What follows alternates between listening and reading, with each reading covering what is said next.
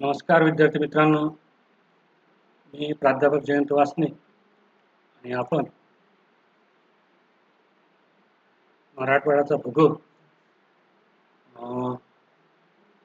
या पेपर संबंधित माहिती बघत आहोत. आज आपण या आपला मराठवाडा जो आहे या मराठवाड्यातील सिंचन या घटकावरती आपण चर्चा करणार आहोत.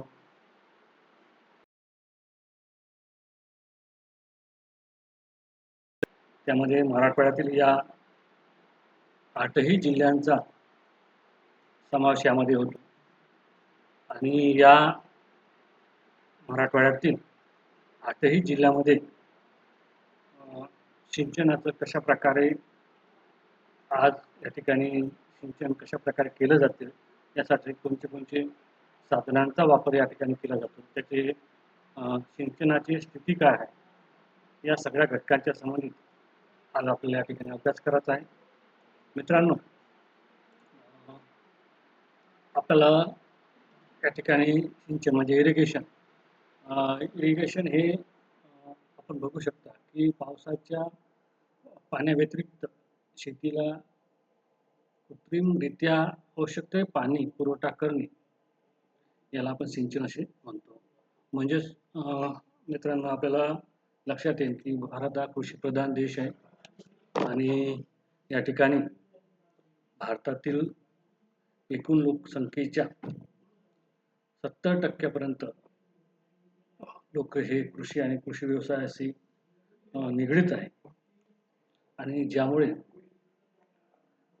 भारतातील जे शेती आहे, आज आपण बघतो की जर पाऊस कमी पडला तर बऱ्याच ठिकाणी कोरडा दुष्काळ या ठिकाणी निर्माण होतो आणि त्याचा परिणाम शेतीवर प्रामुख्याने झालेला आपल्याला दिसून येते. आपल्या भारतातील जी शेती आहे ही शेती मॅक्झिमम जे मोसमी हवामानापासून पडणारं पर्जन्य आहे या मोसमी हवामानाच्या पर्जन्यावर अवलंबून आहे आणि आपण ज्या क्षेत्राचा आज अभ्यास करत आहोत ते म्हणजे मराठवाडा. तर मित्रांनो, मराठवाडा हा पर्जन्याच्या दृष्टीने या ठिकाणी खूप अशा मोठ्या प्रमाणात पर्जन्य या ठिकाणी होत नाही आणि त्यामुळे मोसमी हवामानाव्यतिरिक्त या ठिकाणी जी शेती आहे ही शेती ही जर आपल्याला चांगल्या प्रकारे करायची असेल तर त्या ठिकाणी सिंचनाची आवश्यकता ही या ठिकाणी निर्माण होते.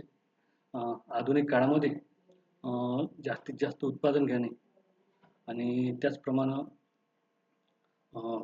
जी स्पर्धा आज या ठिकाणी दिसून येते, तर त्या स्पर्धेमध्ये जर शेतकऱ्याला टिकून राहायचं असेल तर नवीन नवीन पिकांची लागवड करणे, त्याचं उत्पादन घेणे, ते मार्केटपर्यंत पोहोचवणे ह्या अनेक गोष्टी या ठिकाणी अवलंबून आहे आणि या सगळ्या गोष्टी जर करायच्या असेल तर प्रत्येक शेतकऱ्याकडे जे शेती करतो त्या शेतकऱ्याला केवळ पावसाच्या पाण्यावर अवलंबून न राहता त्या ठिकाणी विविध जे सिंचनाचे जे साधन आहे, प्रकार आहे, या साधनाच्या आधारावरती या ठिकाणी आपल्याला या आधारावरती शेतीला चांगल्या प्रकारे पाणी देऊन या ठिकाणी उत्पादन आपण वाढवू शकतो आणि याच उद्देशाने आज आपण या ठिकाणी सिंचन या ठिकाणी हा पॉईंट आपण या ठिकाणी घेतलेला आहे.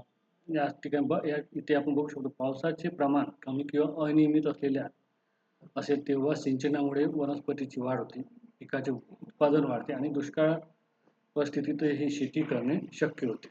तर हे जे सिंचन आहे अत्यंत महत्त्वाचं आहे, कारण आपण मराठवाडा जो आहे हा दुष्काळग्रस्त बऱ्याच प्रमाणात राहतो. या ठिकाणी पर्जन्याचे प्रमाण अत्यंत कमी आहे आणि पर्जन्याव्यतिरिक्त पूर्ण भारताचा जर विचार केला तर केवळ 4 महिने या ठिकाणी पावसाचं पाणी या ठिकाणी पर्जन्य हा कालावधी असतो आणि त्यानंतर जे 8 महिने आहे तर या 8 महिन्यामध्ये पावसाळा संपल्यानंतर शेतीला जे पाणी आवश्यक असते ते आपल्याला पावसाच्या पाण्याव्यतिरिक्त ज्या ठिकाणी आपण साठवून ठेवलं आहे या ठिकाणी असेल आपलं मोठे प्रकल्प असेल, मध्यम प्रकल्प असेल, त्यानंतर आपण बोर असेल, विहिरी असेल, कालवे असेल किंवा या वेगवेगळ्या ज्या पद्धती आहे, या पद्धतीद्वारे पाणी साठवून आपण ते पाणी आपण या शेतीला देतो.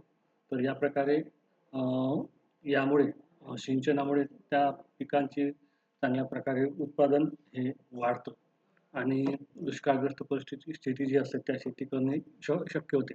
कारण आज आपण बघतो की ज्या ठिकाणी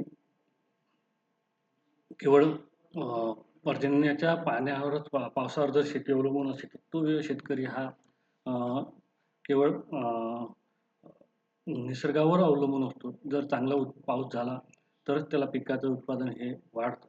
परंतु बऱ्याच वेळा पावसाचं पाणी हे एखाद्या वेळेस खूप जास्त पाऊस पडतो तर कधी काही वेळेस पाऊस जे आहे हा अत्यंत कमी पडते. अशा परिस्थितीमध्ये हा शेतकरी जो आहे हा पूर्णतः त्या मोसमी हवामानाच्या किंवा पावसाच्या पाण्यावर अवलंबून असतो आणि त्यामुळे त्याची जी शेती करताना त्यांना खूप अनेक अडचणी येतात आणि त्यांना केवळ एक पीक किंवा 2 पिकं यासारखे पिकं या ठिकाणी घेता येते.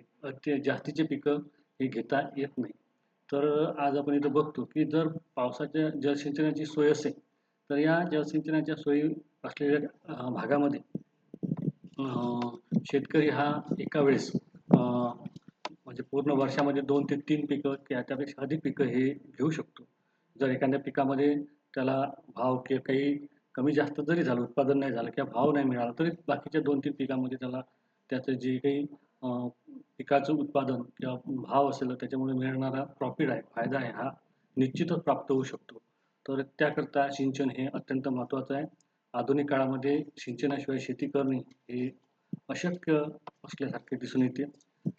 आज आपण या ठिकाणी बघू शकतो की पूर्वी आपण बघतो की गावामध्ये किंवा एखाद्या भागामध्ये विहिरी ह्या मोठ्या प्रमाणात होत्या आणि विहिरीद्वारे पाणी उपसा करून ही शेती साठी वापरलं जात होतं. बऱ्याच ठिकाणी आज बोर मारल्या जातात. काही ठिकाणी आपण बघतो की महाराष्ट्र शासनानं शेततळे हे नवीन स्कीम या ठिकाणी आणलेली आहे. शेतामध्ये जे काही भागामध्ये पाणी पावसाचं पाणी हे तळ्यामध्ये साठवून ते शेती व्यतिरिक्त कालावधीमध्ये हे पिकांना सिंचन करून किंवा देऊन पिकाचं जे आहे उत्पादन हे वाढवलं जातं. तर आपण बघू शकतो या ठिकाणी पृष्ठभागी सिंचनाचे जे प्रकार आहे, पृष्ठभागी सिंचन हे जुन्या पद्धतीचं असून यात बघतो आपण की विहिरीचं पाणी असेल ते पाणी आपण डायरेक्ट जमिनीपर्यंत पोहोचवतो. उपसा सिंचन यात नदी, तलाव किंवा विहिरीतून पंप वापरून उंचावरून असलेल्या शेतीला आपण हे जे आहे आता जसं आपण बघतो की इलेक्ट्रिकल किंवा मोटारी वगैरे लावून या मोटारीद्वारे आपण आधी पावसाचं जे साठवलेलं जे पाणी आहे हे पाणी आपण उपसा करून जिथं आपल्या ज्या ठिकाणी आपलं पिकाचं लागवड केलेली आहे त्या पिकाच्या लागवड केलेल्या भागाला हे पाणी देऊ शकतो. यामध्ये नद्या असेल, जवळपास तलाव असेल, विहिरी असेल, आता आपण शेततळे असेल किंवा इतर काही भाग असेल तर याद्वारे सुद्धा आपण हे उपसा सिंचन पद्धती करून देऊ शकतो. ठिबक सिंचन आहे. ठिबक सिंचन ही आधुनिक पद्धत खूप महत्त्वाची आहे. कारण बघू शकता की ठिबक आधीच्या ज्या 2 पद्धती आहे, ह्या 2 पद्धतीमुळे पाण्याचा जो वापर आहे हा अतिरिक्त होत होता. पाण्याचा मोठ्या प्रमाणात अपव्यय होत होता आणि त्यामुळं पाण्यात कमी पाणी असेल आणि शेतीला जर चांगल्या प्रकारे द्यायचं असेल तर त्यावेळेस ठिबक सिंचन पद्धती ही या ठिकाणी निर्माण झालेली आहे. यामुळे ज्या झाडाला किंवा ज्या पिकांना आपल्याला पाणी द्यायचं आहे त्या ठिकाणी आपण ठिबक पद्धतीद्वारे आपण पाणी दिलं, जलसिंचन केलं तर त्यामुळे पाण्याचा खूप मोठ्या प्रमाणात बचत होते आणि आपण अधिक जमीन जी आहे ही अधिक जमीन त्या जलसिंचनाखाली आणू शकतो.